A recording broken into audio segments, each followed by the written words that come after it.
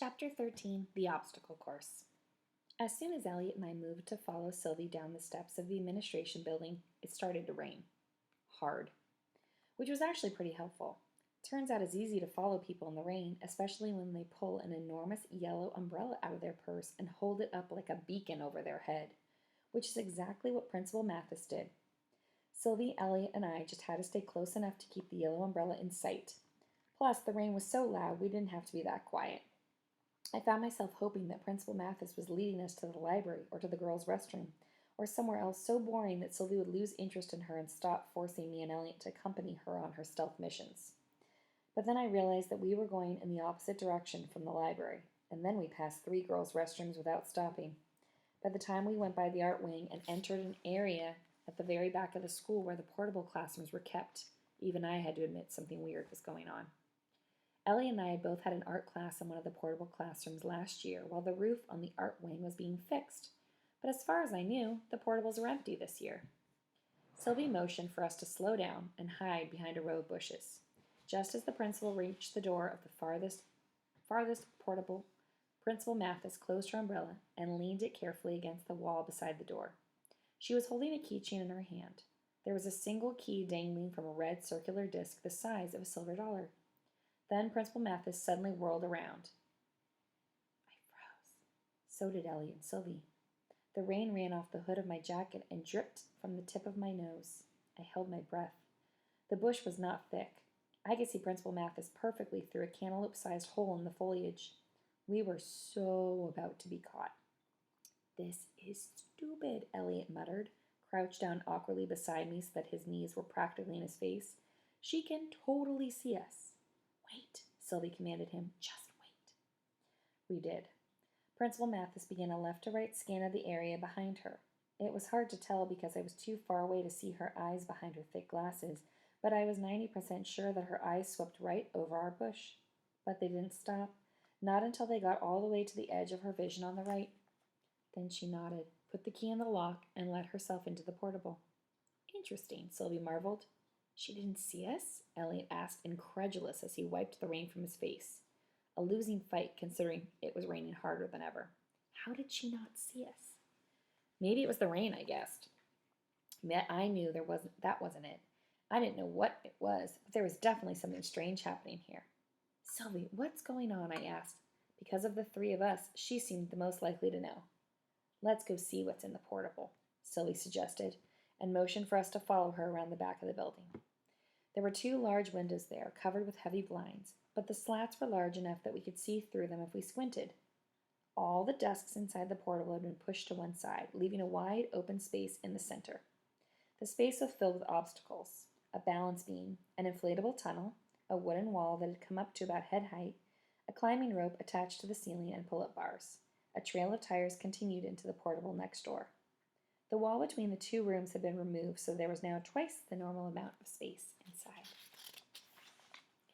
Which was good, because there were at least 10 kids running the obstacle course in a clockwise circle. The whole setup looked like the sort of thing a desperate gym teacher would construct on a rainy day, but there was something off about the scene. I was trying to figure out what it was when one of the kids suddenly fell off the balance beam. He hit the ground, then rolled right toward our window and out of sight. After a moment, the kid popped up again about a foot away from my face. I froze as a pair of green eyes looked right at me through a mop of red hair and a mess of freckles. Brad blinked and gave me a slightly unfocused smile. Then he lurched to his feet, staggered back toward the balance beam, and scrambled back up. No one else came that close to my window, but now that I knew what to look for, I saw it all. Mary's long black ponytail swinging back and forth as she jumped from tire to tire. Jeremy hitching up his overalls as he used a rope to pull himself over the wall. The pink sparkles on Emma's shoes flashing as she wove in and out of a line of poles. Holy cow, Elliot marveled beside me. The kids who had been kicked out of school were, most definitely, not at Camp Remorse. Sylvie was right. Principal Mathis was a big, fat liar. We could see her inside the portable, too. She made a quick survey of the room, patted Mary on the head, and then went back out the front door. The 3 of us peeked around the side of the portable and watched as she hurried back toward the administration building under the cover of her yellow umbrella. She was twirling the red keychain around with one hand, and she didn't look back once. Elliot appeared to be having difficulty breathing. He trailed off and looked around helplessly. This is crazy. First they were missing, then they were in a bully rehab camp, now they're in a building at the back of the school? Told you, Sylvie said, leading us back around to the front. Principal Mathis lied to you. She walked right up to the front of the portal and pounded on the door. We waited expectantly, but no one answered.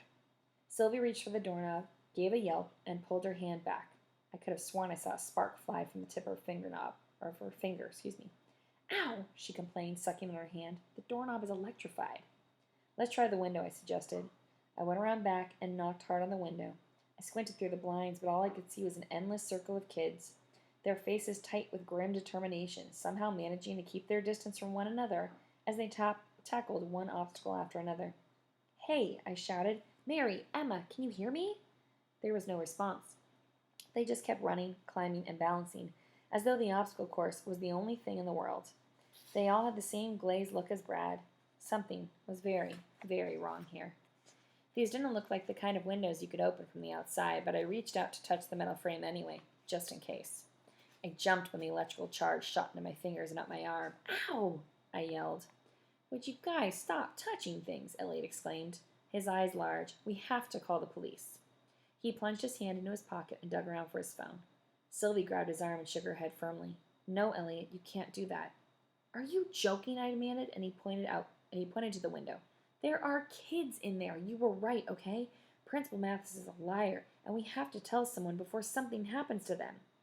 Sylvie shook her head again. No, you guys don't understand. This isn't something the police can help with. What do you mean? I looked at her suspiciously. What aren't you telling us, Sylvie? How did you know Principal Mathis was lying? How do you know these things? I just know, okay? Not good enough, I yelled. I could hear hysteria enter my voice, but I didn't care. Given the situation, I thought hysteria was rather appropriate. Hysteria is like when you get really upset about something. It was Sylvie's cool as a cucumber calmness that seemed wrong to me. Sawyer, calm down, she advised me. No, I yelled, I won't. Not until you explain things. It was your idea to be suspicious of Principal Mathis, and you were right. How did you know she was lying to us? Because, she answered, still dead calm and searching for the right words. Because I don't think Principal Mathis is what she appears to be. What does that mean? I demanded. You just got to this school. Did you know Principal Mathis before?